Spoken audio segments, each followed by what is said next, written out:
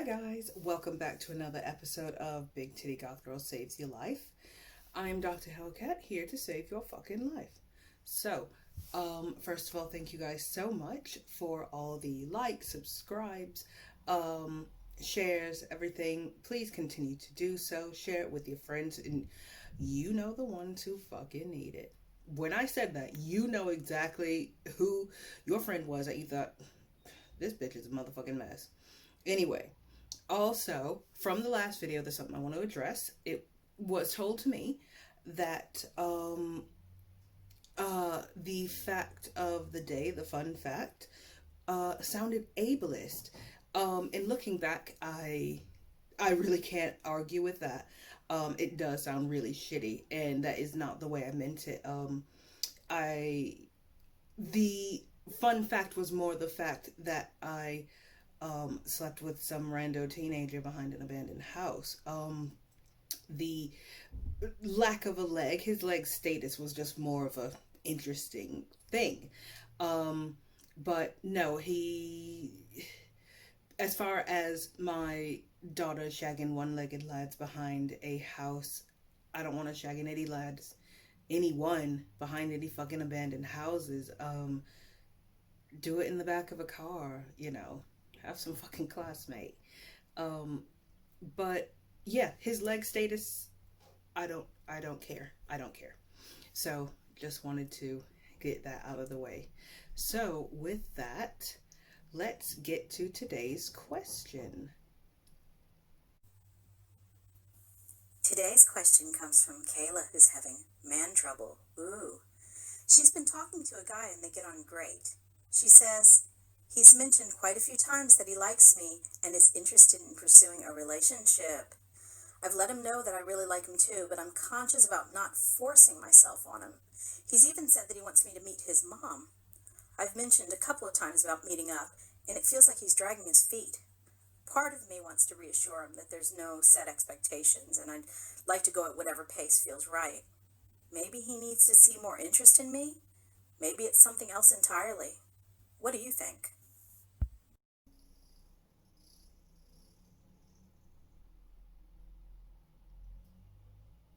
Now, girl, you know this is a fucking waste of your time, right? Um, Listen, with anyone, if they're interested in you, man, woman, dog, whatever, you don't have to guess whether they're into you. It'll just be, you'll just know. You won't have to second guess yourself. And, people can say a lot of stuff. It doesn't mean anything until it happens, you know. And it just sounds like he's dragging you along for, who knows, maybe an ego stroke, maybe for attention, who knows, maybe you're one of 50 fucking women that he's saying, oh, I want you to meet my mom, blah blah blah. I almost called him racial slur, the black one, so it's okay that I say it. No. Darling, you're wasting your time, he's wasting your time, he's wasting my time, because he ain't worth it. He ain't worth it. With dating, just enjoy things. Just enjoy things. Meet different people.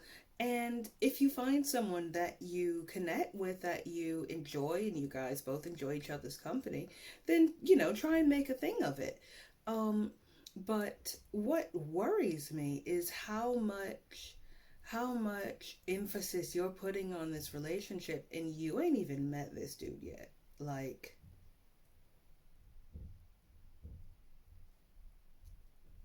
that's like me saying, oh, you know, James McAvoy, he was saying this and that and whatever. I'm still waiting on him, blah de blah. James McAvoy don't give a fuck about me, girl. So, just enjoy yourself. Don't put too much emphasis on things that are just words, and just enjoy yourself. Just enjoy dating, enjoy being free and young and beautiful, and just have fun with it. Yeah, that's all I've kind of got for you. Because that one was really easy. And I think you already know the fucking answer to the question. Because let's be honest, no love story starts off with, oh, for the first 2 months, you know, me and your dad, we didn't know if we even liked each other. I didn't know what was going through his mind. And I wrote into some, like, girl on the internet with big titties to determine my feelings. Mm-mm. That has never happened in the history of mankind. Don't waste your time. And with that, let's get on to today's fun fact. So, I'm going to do a little bit of a longer one. Um, Also, because this video is a reshoot because the audio was so fucking awful last time, um, we are going to have a bit of a longer fun fact. So, the ex and I went to um, we went to Tenerife, my ancestral home, even though I've only been a few times. Um, and we did one of those three-piece like water sports packages. And one of the I was afraid of all three, let's be honest. I am a complete coward when it comes to speed and heights and speeds and heights combined. So I was shitting myself, but it were a banging deal. And I thought, you know what? I'm gonna be brave. It's new experiences. So even kids can do parasailing. So one of the things was parasailing. One of the other ones was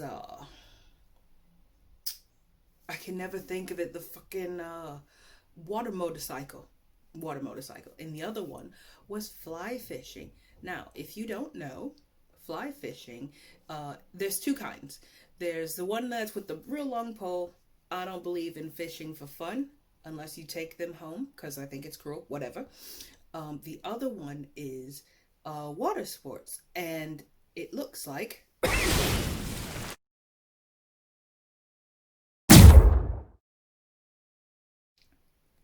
now I know that editing did not help me out with that, so bear with.